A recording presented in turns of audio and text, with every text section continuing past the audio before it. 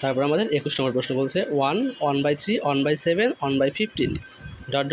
অনুক্রমটির সাধারণ পদ কোনটি? তো সাধারণ পদ অনুক্রমের ক্ষেত্রে সাধারণ পদ দেখবো কি যে তোমার গুণিত ধারা দিয়ে মিলতেছে না বা সমান্তর ধারা দিয়ে মিলতেছে না, তখন কি করব? তখন আমরা অপশনে যে থাকবে আমরা অপশনগুলো টেস্ট করে দেখব যে আসলে কোনটার মান বসালে মিলতেছে এগুলো, মানে আমরা এন এর ভ্যালু বসাবো। দেখো যদি আমরা প্রথম সমীকরণে এন এর ভ্যালু 1 বসাই, তাহলে 2 টু দি পাওয়ার 1 মানে 2, 2 থেকে 1 বাদ দিলে 1, 1/1 মানে 1, ঠিক আছে। 2 বসাই, 2 বসালে 4, 4 - 1 3, 1/3, 3 তারপর হচ্ছে 3 বসাও, 3 বসালে 3 স্কোয়ার কত 9, 2 টু দি পাওয়ার 3, 3 মানে 8, 8 থেকে 1 বাদ দিলে 7। তাহলে 1 নম্বর দেখো সবগুলো মিলে যাবে। তারপর তাহলে আমাদের 1 নম্বর হচ্ছে এটার অ্যান্সার। এক্ষেত্রে আমরা অপশন টেস্টকেই বেছে নেব। তারপর বিষমবাহু ত্রিভুজের মোট কয়টি প্রতিসাম্য রেখা আছে? বিষমবাহু ত্রিভুজের মোট কয়টি প্রতিসাম্য রেখা আছে? তো প্রতিসাম্য রেখা কি? প্রতিসাম্য রেখা হচ্ছে যে আমরা একটা জিনিসকে কত ইকুয়াল পার্টে মানে কতগুলো সমান ভাগে ভাগ করতে পারি, তাহলে যতগুলো সমানভাবে ভাগ করতে পারবো সেটা হচ্ছে তার প্রতিসাম্যতা। তাহলে তুমি যদি একটা বিষমবাহু ত্রিভুজ নাও, বিষমবাহু ত্রিভুজকে কখনোই সমান ভাগে ভাগ করা যাবে না, তার মানে বিষমবাহু ত্রিভুজের ক্ষেত্রে আমাদের প্রতিসাম্যতার মান 0। 23 একটি বর্গের কর্ণের দৈর্ঘ্য 6√3 মিটার হলে এর ক্ষেত্রফল কত? তাহলে বর্গের কর্ণের দৈর্ঘ্যের সূত্র কি? বর্গের কর্ণের দৈর্ঘ্য ছিল √2 গুণ বাহুর দৈর্ঘ্য, √2 গুণ বাহুর দৈর্ঘ্য। তাহলে বর্গের কর্ণ সমান √2 গুণ বাহুর দৈর্ঘ্য। তাহলে আমার দেওয়া আছে সেটা কত? √2 গুণ বাহুর দৈর্ঘ্য সমান √2 গুণ বাহুর দৈর্ঘ্য সমান 6√2। তাহলে আমরা √2 কেটে দিলাম, তাহলে এর মানে হচ্ছে আমাদের 6। তাহলে বর্গের ক্ষেত্রফল বাহু স্কোয়ার মানে এ স্কোয়ার, 6 স্কোয়ার 6 6 36। তাহলে আমাদের বর্গের ক্ষেত্রফলের মান 36। দেখো আমাদের নেক্সট প্রশ্ন 24 নম্বর। একটি বৃত্তের ব্যাস 26 সেন্টিমিটার হলে এর পরিধি কত? যে একটা বৃত্তের ব্যাস 26 সেন্টিমিটার হয় এর পরিধি কত? তাহলে আমরা বলি বৃত্তের ব্যাস যদি ব্যাস আর হয়, ব্যাস কি আর 2r, তাহলে 2r সমান 26। তাহলে পরিধি সূত্র 2πr।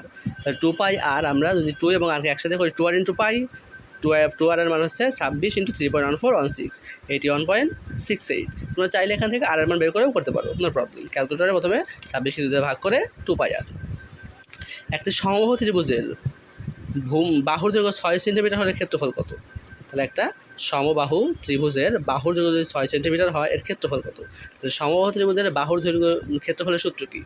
সমবাহু ত্রিভুজের বাহুর দৈর্ঘ্যের ক্ষেত্রফলের সূত্র ছিল √3/4 a স্কোয়ার। তাহলে √3/4 a স্কোয়ার এর মান হচ্ছে 6 স্কোয়ার, 6 স্কোয়ার হলে আমরা পাই 4 নং 36, 4 নং 36 হলে 9√3। কোনটি অবিচ্ছিন্ন চলক? দেখো এই প্রশ্ন একটা পরীক্ষায় থাকেই, প্রতি বছর একটা থাকে।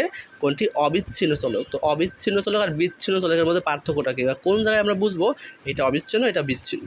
মনে রাখবা যে অবিচ্ছিন্ন যেটা অবিচ্ছিন্ন সেটা দশমিক হতে পারে, আর যারা বিচ্ছিন্ন চলক যেটা সেটা কখনো দশমিক হতে পারবে না। অর্থাৎ যেই সংখ্যাগুলো দশমিক হয় না সেটা হচ্ছে বিচ্ছিন্ন, আর যেই সংখ্যা দশমিক হয় সেটা হচ্ছে অবিচ্ছিন্ন। জনসংখ্যা এটা কি দশমিক হয়? কখনো দশমিক হয় না, কারণ জনসংখ্যার মান পূর্ণ সংখ্যা। শিক্ষার্থীর সংখ্যা পূর্ণ সংখ্যা। বয়স দেখো বয়স কিন্তু দশমিক হতে পারে, যে আমার বয়স মনে করো 20 বছর 5 মাস, 20.4, 20.3 এরকম হতে পারে। জন্মসাল কখনো দশমিক হয় না। তো বলতে পারো যে আমার জন্ম 2002 সালে, হ্যাঁ এরকম কিন্তু হয় না কখনো। তো আমাদের এখানে বয়স হচ্ছে অবিচ্ছিন্ন চলক, বাকি সব বিচ্ছিন্ন চলক।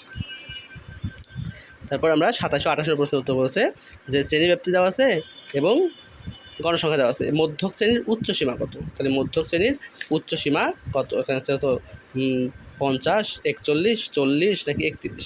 তো আমরা এক্ষেত্রে কী করবো, আমাদের যে ক্রমযোজিত গণসংখ্যা আছে আমরা ক্রমযোজিত গণসংখ্যার একটা চার্ট তৈরি করব।